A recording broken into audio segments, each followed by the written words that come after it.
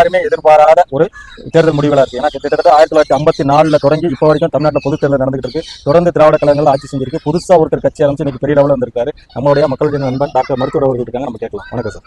வணக்கம்ப்பா. எப்படி பாக்குறீங்க இந்த வெற்றியை?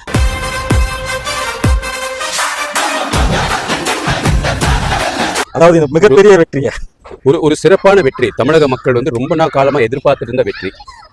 எம்ஜிஆர் வந்து எப்படியும் திராவிட முன்னேற்ற கழகம் ஜெயிக்கவே கூடாது அப்படின்னு சொல்லி இருந்தாரு. அவர் வந்து இறந்துட்டாரு. அதுக்கப்புறம் ஜெயலலிதாவும் கட்டாயம் வந்து திராவிட கருணாநிதி அவங்க குடும்பத்தில் யாருமே ஜெயிக்கூடாது. இருந்தாலும் ஸ்டாலின் வந்து முதலமைச்சர் ஆனார். அதனால அது யாருமே பண்ண முடியாது. அண்ணன் இவர் தாவேகா தலைவர் விஜய் பண்ணியிருக்கிறார். அதனால இது மிகப்பெரிய வெற்றி, தமிழகத்துக்கு கிடைச்ச வெற்றி. விஜய் பெருசா வெற்றி பெறுவார் நம்ம யோசிச்சோம். ஆனா இந்த அளவுக்கு பெரிய வெற்றி பெறுவார்னு விஜயாவது யோசிச்சிருந்திருப்பாரா? கண்டிப்பா நம்ம ஏன்னா அவங்க வேட்பாளர் எல்லாம் கூப்பிட்டு எல்லாரும் வெற்றி பெற்றோன்னு நேரம் இங்க வந்துருங்கிற மாதிரி சொல்லியிருக்காரு. அது ஒரு தேர்தல் களத்துல ஒரு யதார்த்தமா ஒரு கட்சி சொல்ற விஷயமா தான் நம்ம நினைச்சுட்டு இருந்தோம். ஆனா இந்த அளவுக்கு மிகப்பெரிய வெற்றியை பெறுவார்னு விஜயாவது எதிர்பார்த்திருப்பாரா? இல்ல விஜய் கட்டாயம் எதிர்பார்த்து கான்பிடென்டா இருங்கன்ட்டு அவருக்கு ஆரம்பத்துல இருந்து முடிச்சுவார் வந்து செய்து பண்ணிருக்காரு. நடுவில் நமக்கு வந்து அந்த ஜனநாயக படம் ரிலீஸ் ஆகாதது, பின்ன அவங்க மனைவி சங்கீதா கொடுத்த கஷ்டங்கள், சங்கீதா அவங்க தனிப்பட்ட முறையில் கொடுக்கல. திமுக தொடர்ந்து அவங்களுக்கு ஒரு ஏதாவது ஒரு வகையில் அவருக்கு விஜய்க்கு தொந்தரவு கொடுத்துக்கிட்டே இருந்தாங்க.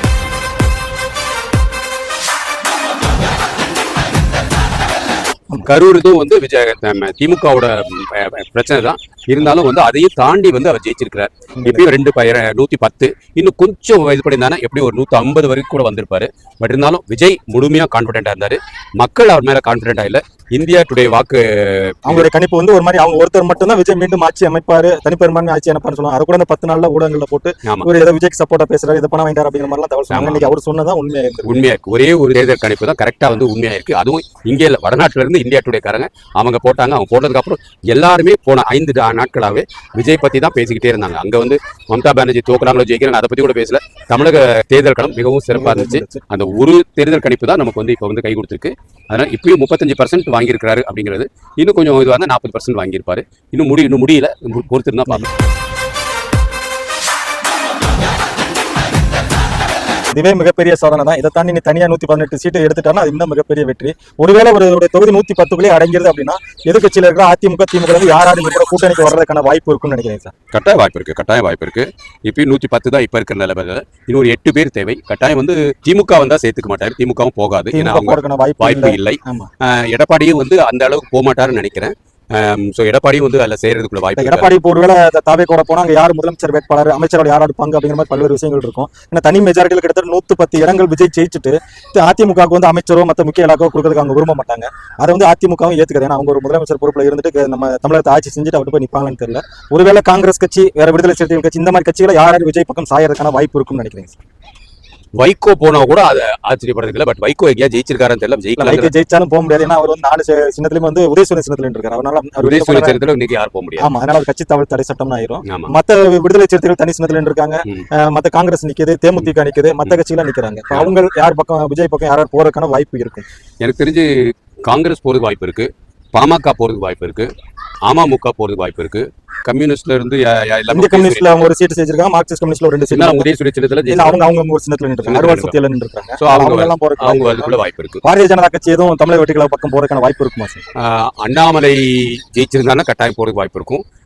நம்மளோட அண்ணன் நயினா நாகேந்திரன் தவறான ஒரு வார்த்தை வந்து விட்டிருக்கவே கூடாது. அது ஒரு அவமானம் பாரதிய ஜனதா கட்சிக்கு. விஜய் பத்தி சொல்லாம த்ரிஷாவை பத்தி ஒரு மாதிரி பேசினாரு. உடனடியாக மன்னிப்பு கேட்டுட்டாரு. மன்னிப்பு கேட்டாலும் சில வார்த்தைகள் வெளியில வந்துச்சுன்னா அது இன்னொரு 10 வருஷத்துக்கு வந்து பாரதிய ஜனதா கட்சிக்கு அது ஒரு கெட்ட பேரா தான் இருக்கும். சோ அதனால பாரதிய ஜனதா கட்சி செய்யறதுக்கு வாய்ப்பு இருக்காது. பாரதிய ஜனதா கட்சி மோடி ஒரு வாழ்த்து தெரிவிப்பாருங்கிறது என்னோட அரசியல் நாகரிகம் கருதி தேர்தல் முடிவு வந்ததுக்கு அப்புறம் எப்படி வாழ்த்துக்கள் சொல்லுவாங்க. எல்லா தலைவரும் வாழ்த்து சொல்லுவாங்க. ஈவன் ஸ்டாலினே கூட விஜய்க்கு போன் பண்ணி சிறப்பான அவங்க ஆட்சி கொடுங்கன்னு சொன்னாலும் சொல்லலாம். அந்த அளவுக்கு அரசியல் நாகரிகங்கிறது அது எல்லாத்துக்கும் உள்ளதானதான். இதை தாண்டி இப்ப பாஜக போனா கூட காங்கிரஸ் பாரதிய ஜனதா 2 அணியில போக முடியாதனால கண்டிப்பா பாரதிய ஜனதா கட்சி போக முடியாது. இவர் ஒரு 5 ஆண்டு காலம் எப்படி ஒரு ஆட்சி சிறப்பான ஆட்சி கொடுத்துருவாருன்னு எதிர்பார்க்கறீங்களா? என்ன மாதிரியான அவங்களுக்கு யாருக்குமே அரசியல் அனுபவம் இல்லை. செங்கோட்டையனை தவிர பெருசா யாருக்கும் அரசியல் அனுபவம் இருக்காது. மக்கள் ஒரு நம்பி பெரிய பொறுப்பு கொடுத்துருக்காங்க. அவர் என்ன மாதிரி முடிவுகளை எடுத்து சிறப்பாக ஆட்சி பண்ணிடுவாரு? நம்மளோட கட்டமைப்பை அவர் மாற்றுவேன்னு சொல்லலையே. அவர் வந்து இப்ப இருக்கிற கட்டமைப்புல ஆட்சி அமைக்க போறான்னு இருக்கிறாரு. அவர் வந்து எப்படி வந்து ஒரு சிஎம் சேர்ல உட்காந்து எந்திரிச்சு பேச போறாருதான் எனக்கு அது ஒரு ஆச்சரியமா இருக்கு. பட் ஒரு ஐஆர்எஸ் அருண்ராஜ் அவர் வந்திருக்கிறாரு. இங்க புசி ஆனந்த் அவருக்கும் வந்து தேர்தல் இருக்கும். வெங்கட்ராமன் எனக்கு தெரிஞ்சு ஃபைனான்ஸ் மினிஸ்டர் ஆவாரு. அவர் தான் மயிலாப்பூர்ல ஜெயிச்சிருக்காரு. எக்மூர்ல ராஜ்மோகன் சிறப்பா பேசுவாரு. ஆதவர்ஜுனா ஜெயிச்சிருக்காரு.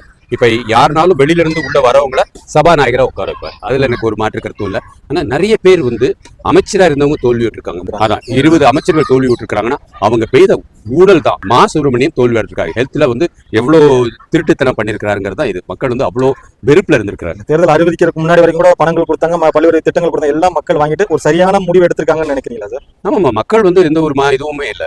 அதாவது திமுகவோட கணக்கு வந்து பணம் கொடுத்தா மக்கள் ஓட்டு போட்டுருவாங்க அப்படின்னு ஒரு கணக்கு வச்சிருக்காங்க.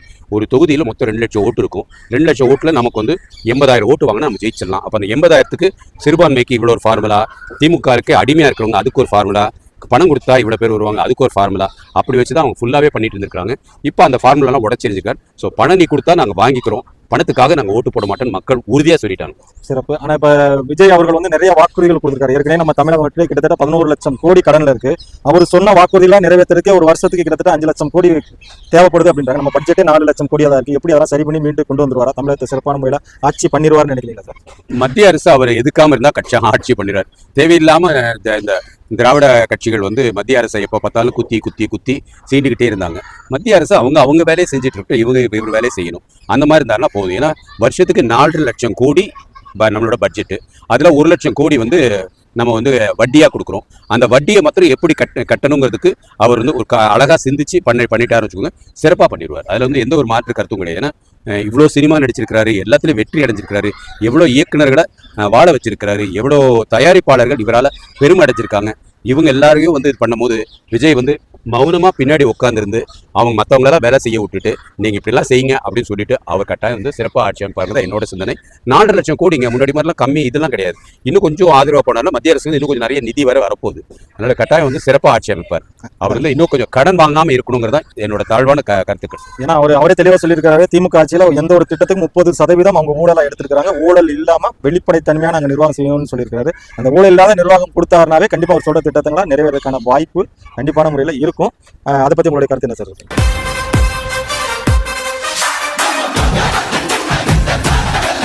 ஊழல் இல்லாம தமிழகத்தை மாற்றுறதுக்கு விஜயால முடியாதுங்கிறது என்னோட கருத்து.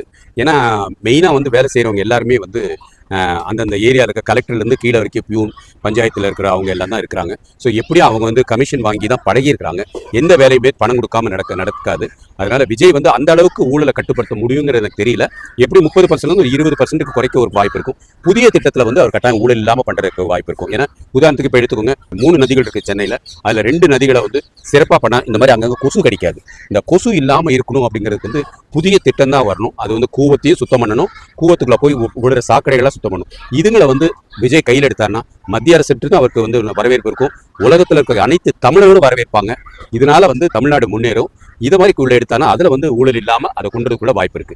ஒரு நல்ல அடுத்த 5 ஆண்டுகள் ஒரு சிறப்பான ஆட்சி கொடுத்துருவாருன்னு சொல்றோம். அவருக்கு நம்ம மக்களின் நண்பன் சார்பாக ஒரு வாழ்த்துக்கள் சொல்லிடுவோம். உங்களின் நண்பா சார்பாக ஒரு வாழ்த்துக்கள் சொல்லுங்க. ஆமா, மக்களின் நண்பன் இதனால நாங்க மக்களோட நண்பர்கள். அதனால வந்து நான் பாரதிய ஜனதா கட்சியை தான் நான் சப்போர்ட் பண்றேன். அப்படி இருந்தாலும் விஜய் ஜெயிக்கிறது எனக்கு மிக்க மகிழ்ச்சி. ஏன்னா அண்ணாமலை போராடியும் டிஎம்கே வந்து தோக்கடிக்க முடியல. அதனாலதான் அவரே வந்து பதவி விலக வேண்டியதா இருந்துச்சு.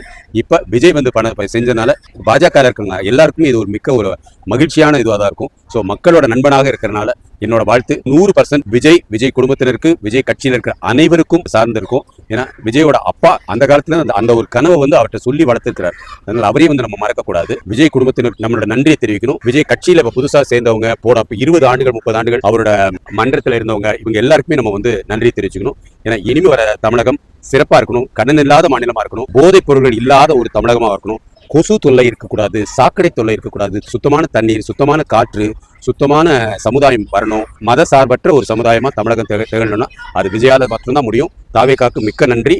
வாழ்க பாரதம், அழகு தமிழ், ஒளிரட்டும் தமிழகத்தை.